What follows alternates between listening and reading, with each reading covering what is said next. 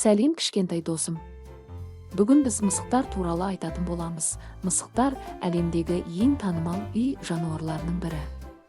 Олар сүйкімді, мұқият, әрі қызықты мінездерімен танымал. Мысықтар өте таза жануар, олар күн сайын бірнеше рет өздерін жалап тазалайды. Мысықтар ойын құмар, олар доптармен, жіптермен және түрлі ойыншықтармен ойнағанды жақсы көреді.